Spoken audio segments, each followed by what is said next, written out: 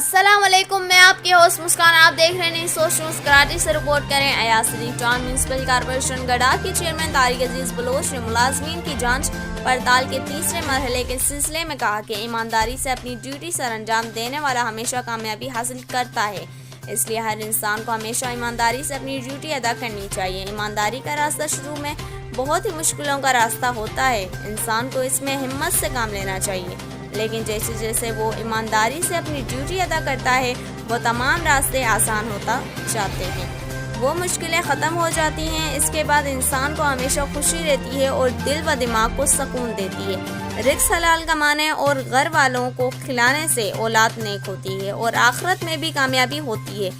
इसलिए तमाम मुलाजमीन को चाहिए कि अपनी ड्यूटी ईमानदारी से अदा करें। गवर्नमेंट मुलाजमत भी एक नेमत है, सब मुलाजमीन को अल्लाह पाक का शुक्र अदा करना चाहिए। मेरी कोशिश है कि मुलाजमीन की वेरिफिकेशन में किसी मुलाजिम की हक तलफी ना हो। और म्यूनसिपल कमिश्नर अहमद यार ने कहा कि मुलाजिम किसी भी इदारे का शनाख्त होते हैं, इनकी ड्यूटी अदा करने से इलाके में काम होता है। इस मौके पर अफसर मलियात Iftikhar Dayo, superintendent engineer Farhan Ali Lashari, director HRM Mohammad Sharif Sheikh, deputy director HRM Sarfaraz Ahmed Khatri, PS Laljan Nabi, office superintendent Mahfooz Chowki और deputy director information Sharjeel Khan, assistant information Shah Mohammad Shah, Naseem Baloch, Sadiq Baloch और दीगर भी मौजूद थे।